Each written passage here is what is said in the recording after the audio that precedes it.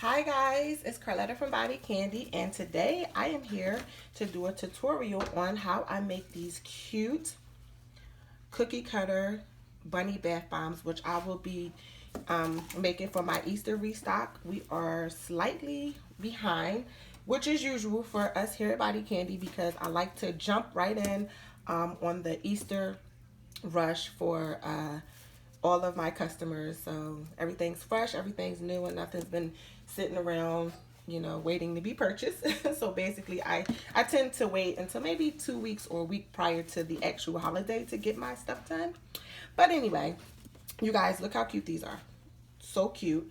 I've been making them already this morning, so I decided to come on here and give you guys a quick little tutorial on how I make them. First and foremost, you need your cookie cutter, and I got this from Walmart for like 97 cents. I've had it for a long time. Very durable, cleans very well. And I know if you guys watch my previous video on me using a metal cookie cutter to make my ice cream bath bomb, cupcake bath bomb, I'm sorry. I was metal. Now, I like metal cookie cutters, but my favorite is the plastic cookie cutters. They just hold together so well. I just really love them, and they're easy to release, believe it or not. So I've already made my mix. I have baking soda, which is 2 cups of baking soda, 1 cup of citric acid. I have polysorbate 80 here, get from Amazon. The basics. I have a whole, but that's the only oil I'm using in here because they're for kids, so I tend to stay really clear of a bunch of ingredients when I'm making kids bombs. Stardust Mica's pink, hot pink, Stardust Mica's purple, and also Nurture Soap neon lime green. And I'm using Country Lane bubblegum fragrance, and if I haven't already said, cream of tartar, which is my favorite secret, but not such a secret ingredient. It tends to make the bath bomb so smooth, so hard. Like I just made this. It hasn't even been 10 minutes and it's already in beautiful tip-top shape. And guys, my hands are clean. All of that. I had not an allergic reaction, but I actually were wearing a pair of gloves and my hands were irritated, so I'm just trying to figure out if it was the black gloves, if it was the clear gloves, but I think it was the clear ones that I had. So basically I'm just doing this for you guys, but everything's been clean and sanitized, so I don't need any of the bath bomb police coming after me. I'm very clean. So like I said, I will try my best to get the ingredients in the description box for you guys of the measurements and everything when I'm done. But to save time, it's already mixed in here. So in order to make one of these cute little bunnies, you need 2 1/3 cups of mix. So I like to be very accurate, especially when I'm just doing singles, because I hate having a bunch of mix left over after I'm making my bombs. Now, I don't have that much left because I've actually, like I said this morning, been making some already. So I'll put both of them in here. Oh, I have to add a little bit more. Some spilled out. And I just individually add in my color. So I'm going to do, I actually wanted to do white, but let me see. I got purple, pink. I'm going to grab another color, you guys. Let's see. I'm going to do a blue. So I'm going to do a very light tinted blue. This is Blue Vibrance Mica from Nurture Soap. And it's just a tiny bit, little bit. Because what I want is a light pastel blue. I don't want a heavy blue. So I take that, I add it in. Grab this very quickly. And I stir it in. We want a light pastel blue. We don't want it to be too heavy because remember it's Easter. We want most of our colors to be very pastel-like. And I just use my popsicle stick. And I'm going to add a little bit more because that wasn't dark enough. Just a little bit. Hope that wasn't too much, guys, but you get the picture. And you just whip it up. This is perfect. See that color? That's what we're looking for. We don't need any more mix. I mean, any more mica. This is a perfect blue. Actually, a very nice, settled blue. And I like using popsicle sticks when I'm doing these single ones. It's just easier, quick, and fast. So there's that blue. It's really, really pretty. So now I take my 91% alcohol. And no, I do not measure, guys. You already know. I start pouring it in a little bit at a time. And then I start to stir. Now, what most people need to know is your mix. People always say, how do you know when your mix is ready? All mixes have a very serious kickback. And I call it a kickback because when it is ready, you will not be able to turn it and mix it this way. It will start to stiffen up on you a little bit more. So I could not give you a measurement. I just know when my mix is ready just by the kickback.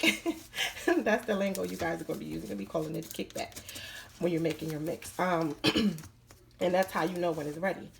And you start, see how it start getting a little bit more difficult to turn.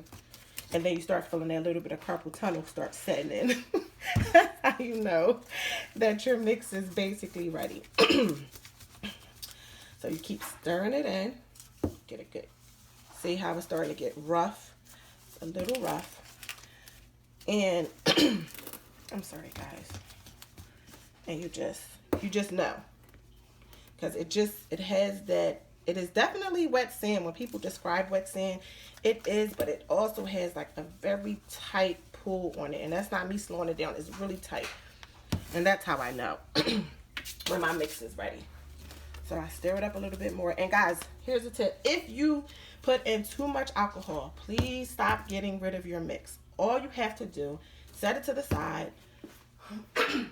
Let some of your mix dry, and also let the 91% alcohol evaporate, and your mix will be fine. So many times I've thrown away mixes and all of that, like, oh my god, I added too much, it's just gonna get all over, it's not gonna, you know, mold. Girl, set it to the side, come back 5 minutes, boom, voila, you back. Do not waste your mix. And listen, it'll be perfectly fine. As long as I've been making bath bombs, this has happened to me, and it can be very frustrating. So I totally get it. Excuse me, guys. It is just something you gotta do. And you can see, molds pretty well. I'm just using this so you guys can get a good idea of what I'm talking about, that kickback. Look, it's just perfect. So let's get started. I got my Easter bunny here. I'm going to clean her off a little bit. I've been working with her. And you want to be able to see your creases. I'll bring you guys in a little bit more closer. There we go. All right. So I'm going to try to do this without getting in the way. So you take it, scoop your mix out, put it right on down in your cookie cutter. And don't be shy. Ladies, gentlemen, don't be shy. Get in there. The good thing about this mix is it's pretty, you know, exact. So you're not going to go over your measurements here. You get in there, you put it in, and you're able to, you know, judge. Before, I used to make these and I was just going by eye. You know, oh, well, if I got mix left over, I just got mix left over. And it's like, come on, that's not cool. It's wasting money, it's wasting product. You don't want to do that. Unless you're just having fun. And even in having fun, it still can cost you a lot more money than you would want. You know what I'm saying? So be mindful. Like I said, it takes two, what is this again? 1/3 cups, and you're pretty much even all the way across the board. And you just pat it down. You don't have to be aggressive, but you want to make sense. Meaning, you don't want to like slow drag it to where it's like 15 minutes in and you're still working on the same one bath bomb. You want to move fast, but move at a pace where you're making sure that your bath bomb is being made correctly. And this extra mix, slide it down, and you just bring it on back down. That's what I do. Slide it on down. Because all of the mix actually fits in this mold. Like I said, and you may have a little bit left over. It really depends. I did spill some out, so I added a little bit more to the mix to try to even it. But honestly, that's all you're doing. Packing it in. Packing it in, packing it in. Packing it in good.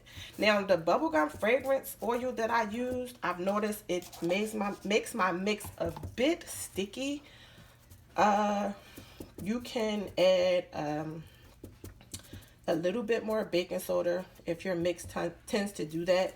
I go around it. It doesn't bother me too much, but it means that I have to work a little bit more harder when I'm using that mix. But it smells so good. It smells just like real bubblegum, like the old school bubblegum. Pat it down. And I have to wash off my hands because, like I said, when it's sticky, it tends to you know, stick to your hands, or it will stick to your glove. Whatever it is, it doesn't even matter. It will stick. So you want to make sure you're mindful of that. And you just press this down, get it nice and flat. And it's pretty simple.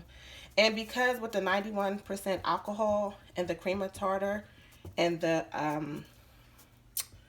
cornstarch, it tends to harden really fast. So that's why I said you can work a respectable you know, a respectable time frame, but you still want to make sure that you're working fast enough to be able to get everything properly packed in your mold. So this is basically what you're left with. Once I finish molding that, and I have a little bit extra left over, which I will not be adding because I don't want it to be too thick, because then it makes it hard to get out the mold. So basically that's it. And it's not even that much. So I try to keep a separate cup or something around for my extras if I need it, to be able to use any leftover, which is barely enough. So